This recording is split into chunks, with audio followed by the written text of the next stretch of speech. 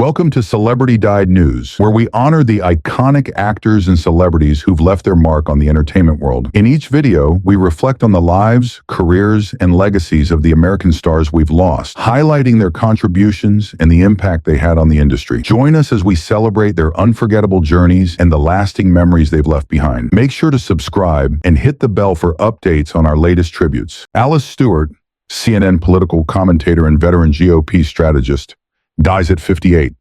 Alice Stewart, a respected political commentator for CNN and a veteran of multiple GOP presidential campaigns, has passed away at the age of 58. Stewart was found early Saturday morning in the Bellevue neighborhood of Northern Virginia. Authorities have reported no signs of foul play, and it is believed that her death may have been the result of a medical emergency. In a statement issued to CNN staff, Mark Thompson, the network's CEO, paid tribute to Stewart's legacy. Alice was a very dear friend and colleague to all of us at CNN, Thompson wrote. She was a political veteran and an Emmy Award-winning journalist who brought an incomparable spark to CNN's coverage. Known across our bureaus not only for her political savvy, but for her unwavering kindness, Alice will be missed deeply. Our hearts are heavy as we mourn the loss of such an extraordinary individual. Alice Stewart was born in Atlanta, Georgia in 1965, and her career spanned a remarkable journey from local journalism to the heights of political commentary. She began her professional life as a reporter and producer in her home state of Georgia, where her talents quickly became evident. Stewart's career trajectory took her to Little Rock, Arkansas, where she became a news anchor, further honing her skills and gaining recognition in the regional media landscape. Stewart's passion for politics led her to serve as communications director for then-Governor Mike Huckabee's office in Arkansas, where she worked on the governor's successful re-election campaign. Her success in this role propelled her to national prominence, and she soon took on an influential position in Huckabee's 2008 presidential campaign. Stewart's ability to craft compelling political narratives and communicate complex issues in an accessible way made her an invaluable asset to the campaign. After Huckabee's bid for the presidency, Stewart's career continued to flourish as she worked as communications director for several other GOP campaigns. In 2012, she played a crucial role in the campaigns of former Minnesota Representative Michelle Bachmann and former Pennsylvania Senator Rick Santorum, both of whom were contenders for the Republican nomination. Stewart's involvement in these high-profile campaigns demonstrated her strategic expertise and deep understanding of the political landscape. In 2016, Stewart was appointed as the communications director for Senator Ted Cruz's presidential campaign, a role that solidified her reputation as one of the most skilled and effective communicators in Republican politics. Her ability to navigate the complex and often contentious world of political messaging was key to Cruz's efforts in the primary race. Though Cruz did not ultimately secure the Republican nomination, Stewart's influence on his campaign was widely acknowledged within political circles. As the 2016 election season unfolded, CNN tapped Alice Stewart to serve as a political commentator. She became a familiar face on the network, known for her sharp analysis and candid perspectives on the events shaping American politics. Stewart's role as a commentator allowed her to apply her extensive experience in political strategy while engaging with a wide range of topics on air. She developed a reputation for offering thoughtful and articulate commentary, often providing a conservative viewpoint that resonated with both viewers and colleagues. In an interview with the Harvard Political Review in 2020, Stewart explained her approach to political commentary, describing herself as a conservative voice yet an independent thinker. She emphasized that her role at CNN was not to simply echo party lines or adhere to ideological extremes. "I'm not a Kool-Aid drinker. I'm not a never-Trumper," Stewart said. "I didn't check my common sense and decency at the door when I voted for Trump." Her thoughtful and pragmatic approach to political discourse made her a valued and trusted commentator, respected by both her peers and viewers on all sides of the political spectrum. Stewart's expertise in navigating the complexities of political communication, combined with her personal warmth and intellectual honesty, made her a standout figure in the world of political commentary. She earned recognition not only for her sharp political analysis, but also for her gracious and approachable demeanor. Her ability to bridge the gap between partisan divides while maintaining her principles made her a rare and respected voice in an increasingly polarized media environment. One of Stewart's most notable contributions to the political discourse was her co-hosting of the podcast, Hot Mics from Left to Right, alongside CNN commentator Maria Cardona. The podcast offered a space for open dialogue between individuals with differing political views, reflecting Stewart's commitment to civil discourse and her belief in the importance of Charlie Collen, founding bassist of Train, dies at 58. Charlie Collen, the founding bassist of the iconic rock band Train, has passed away at the age of 58 following a tragic accident. According to reports from his family, Collen died after slipping in a shower while house-sitting for a friend in Brussels, Belgium. His body was discovered by the homeowners when they returned after being away for 5 days. The exact date and cause of his death have yet to be officially confirmed. Collen had been living in Brussels, where he was involved in teaching at a conservatory and working on several musical projects, including recording sessions. Collen's passing marks the end of a significant chapter in the history of Train, a band that achieved tremendous success during the late 1990s and 2000s. His legacy as a founding member of the group is cemented by his contributions to the band's distinctive sound, which blended pop, rock, and alternative influences. Born and raised in Virginia, Charlie Collen spent part of his childhood there before his family moved to Newport Beach, California during his teenage years. It was in California that his musical path began to take shape, eventually leading him to Berklee College of Music in Boston. His time at Berklee was formative, giving him the tools and skills that would propel him into the world of professional music. After Berklee, Collen moved to Singapore with a group of friends to pursue a career in writing and performing jingles. His time in Singapore proved to be influential, expanding his horizons both musically and personally, before relocating to San Francisco to further immerse himself in the burgeoning music scene. In San Francisco, Charlie Collen joined forces with fellow musician Jimmy Stafford, and the two formed a band called The Apostles. It was in this early band that the seeds for Train were sown. The Apostles eventually became Train when Pat Monahan, the band's future lead vocalist, joined the group. The partnership between Collen, Stafford, and Monahan would go on to form the foundation of one of the most successful rock bands of the late 1990s and 2000s. Train's breakthrough came in 1999 with the release of their debut album, which produced the band's first top 20 hit, Meet Virginia. The song's success set the stage for the band's rise to fame, but it was their 2001 album, Drops of Jupiter, that would solidify their place in rock history. The album, which featured the chart-topping title track, went triple platinum and earned the band widespread recognition. The song Drops of Jupiter, Tell Me became a cultural anthem, and its success marked the peak of Train's commercial rise. In the years that followed, Train's success continued with the hits like Calling All Angels and When I Look to the Sky. However, by 2003, Collen's journey with the band came to an end. He departed from Train amid struggles with substance abuse, a challenge he would continue to face in the years that followed.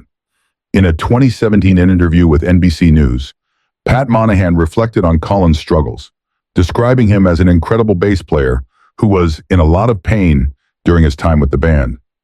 Monahan also acknowledged how Collen's struggles affected not only his personal life, but also the dynamics of the band. Despite his departure from Train, Charlie Collen continued to pursue music in various forms. He collaborated with Scott Underwood, the former drummer of Matchbox 20, to form the band Food Pill. This project allowed Collen to explore new musical ideas and collaborate with other like-minded musicians. Following Food Pill, Collen played in several other bands, including Painbirds and The Side Deal. These groups allowed him to continue expressing himself creatively and remain an active participant in the music community. Beyond his work as a musician, Charlie Collen had a deep passion for the arts. He was an avid collector of art and was known for his advocacy of unhoused artists. Collen's interest in art extended beyond the visual realm. He recognized the importance of supporting and promoting artists from all walks of life, including those who were marginalized or living in difficult circumstances. His commitment to this cause demonstrated his compassion and his belief in the power of art to transform lives. In the years following his departure from Train, Collen maintained a low profile, occasionally working on various recording projects. He found solace in his teaching career, working with young musicians and passing on the knowledge he had accumulated throughout his career. Despite the challenges he faced, Colin remained a committed and passionate musician who continued to influence those around him. Charlie Cullen's death comes as a shock to the many fans who followed his career and admired his contributions to music. His time with Train and his role in helping to shape the band's sound will never be forgotten. Songs like Meet Virginia, Drops of Jupiter, and Hey So. Caleb Carr, author of the best-selling The Alienist, dies at 68. Caleb Carr, the acclaimed author whose 1994 novel, The Alienist, became an international bestseller and a cultural touchstone, passed away on Thursday at his home in Cherry Plains, New York, after a battle with cancer. He was 68. The news of his death was confirmed by his brother, Ethan Carr, in an announcement to the New York Times. Carr's death marks the end of a distinguished literary career that earned him widespread recognition, especially for The Alienist, a dark, atmospheric crime novel that captivated readers worldwide. The Alienist was set in 19th century New York City and followed the efforts of a pioneering child psychiatrist, or alienist, a term used during that time, to investigate a series of gruesome murders involving boy prostitutes. The novel became a bestseller upon release and was praised for its historical depth, psychological complexity, and exploration of violence and trauma. Born on August 2, 1955 in New York City, Carr grew up in a family plagued by tragedy and turmoil, experiences that would shape both his personal life and his work. His father, Lucien Carr, was a member of the Beat Generation, a journalist who made headlines in 1944 when he was convicted of manslaughter for the killing of David Kammerer, a man who had been stalking him. The incident gained national attention, particularly because Lucien's friend and fellow Columbia University student, Jack Kerouac, helped cover up the crime by disposing of the murder weapon. This moment in literary history was later dramatized in the 2013 film Kill Your Darlings, starring Daniel Radcliffe as Allen Ginsberg and Dane DeHaan as Lucien Carr. For Caleb Carr, his father's violent past and the abuse he suffered at his hands during childhood profoundly impacted his worldview and creative vision. In interviews, Carr would later explain how the trauma of his early years, coupled with the dark legacy of the infamous murder, sparked a lifelong preoccupation with violence and its psychological effects. This obsession became a key theme in The Alienist, which delves into the complexities of the human psyche and the impact of trauma on both victims and perpetrators. The Alienist became a literary phenomenon, and its pre-publication buzz was so significant that Hollywood quickly took notice.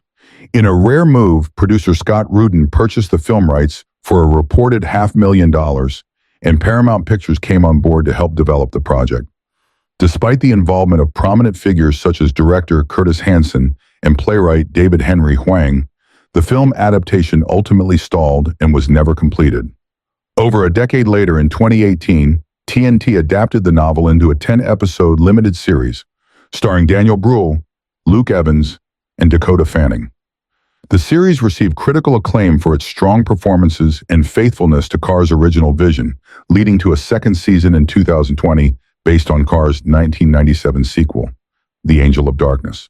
Throughout his career, Caleb Carr remained a prolific writer, producing 7 novels in total, including Surrender, New York, 2016, a contemporary crime thriller that continued his exploration of psychological darkness and crime. In addition to his novels, Carr wrote several nonfiction books and was working on a memoir at the time of his death. My Beloved Monster, Masha, the half-wild rescue cat who rescued me, published in 2024, offered a more personal glimpse into his life and featured the bond between Carr and his rescue cat, Masha. The memoir, which reflects Carr's wit and introspection, was completed just before his passing, providing a final heartfelt look into the man behind the crime fiction that so captivated readers. Caleb Carr's literary achievements are not only marked by his best-selling novels, but also by the influence he had on the genre of psychological crime fiction. His works, which often explored the darkest corners of the human mind, influenced a generation of writers and remain widely read today. His contributions to both historical and contemporary crime fiction solidified his place as one of the genre's most significant voices. Carr is survived by his brothers, Ethan and Simon, as well as his stepsisters, Hilda, Jennifer, and Christine Spiker, and his mother, Francesca Cotti. He was preceded in death by his father, Lucien Carr, who passed away in 2005 after a long career as an editor for United Press International, UPI.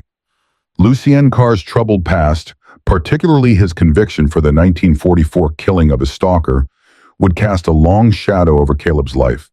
But it was also a central theme that Caleb Carr would later explore in his own work. Lucien served a brief stint in a reformatory before going on to work as an editor and writer for UPI. Caleb Carr's legacy is one of intellectual rigor, literary excellence, and an unflinching exploration of human darkness. His work continued.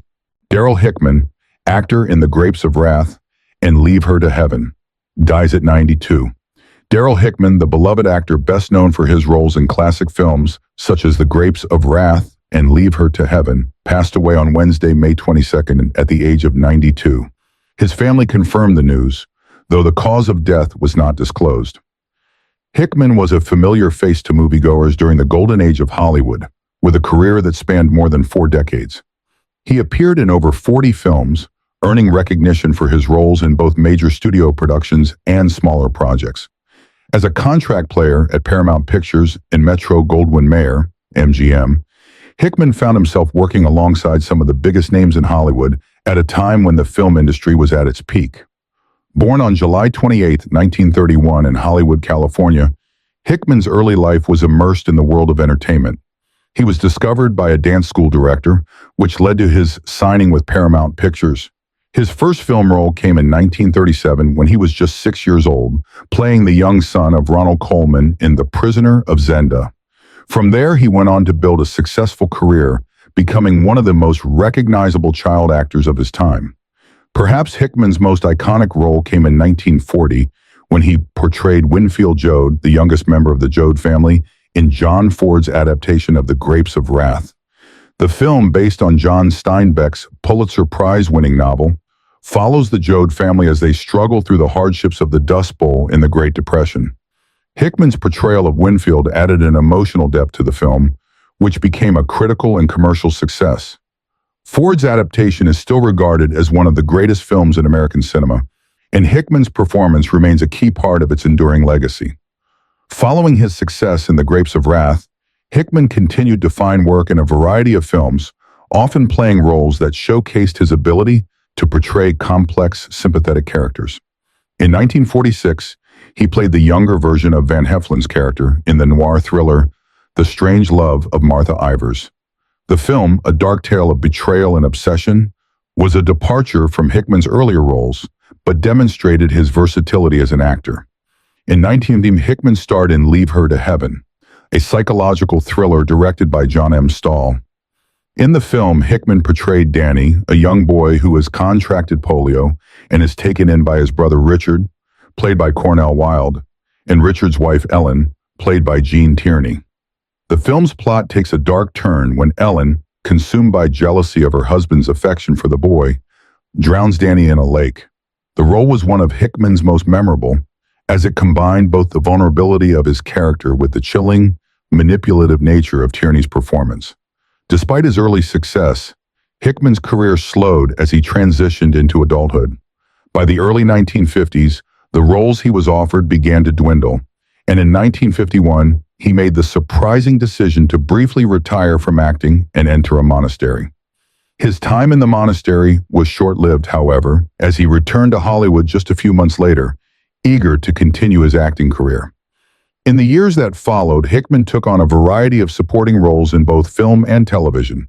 He appeared in Tea and Sympathy, 1956, playing Al, a supporting character in the film based on the famous stage play. Hickman also found work on several television series, including The Life and Legend of Wyatt Earp, The Untouchables, Perry Mason, Gunsmoke, and Alfred Hitchcock Presents. He showcased his ability to adapt to the evolving entertainment landscape, moving easily between film and the rapidly growing world of television. Hickman's career also included a memorable stint on the popular 1950s television series, The Many Loves of Dobie Gillis, which starred his younger brother Dwayne Hickman in the title role. Darryl appeared in 3 episodes of the show's first season, portraying Dobie's older brother Davey. Though his role was brief, it allowed fans to see the Hickman brothers together on screen, a rarity at the time. As the 1960s and 1970s rolled around, Hickman transitioned away from acting and into the world of theater and television production. He moved to Broadway, where he took over the role of J. Pierpont Finch in the original production of How to Succeed in Business Without Really Trying, after Robert Morris left the production. His performance in the Broadway show further demonstrated his versatility, as he was able to excel in both dramatic and comedic roles. In the 1970s, Hickman shifted his focus to the business side of the entertainment industry. He became a television executive and eventually served as the head of CBS's daytime programming for nearly 5 years. His work behind the scenes in television,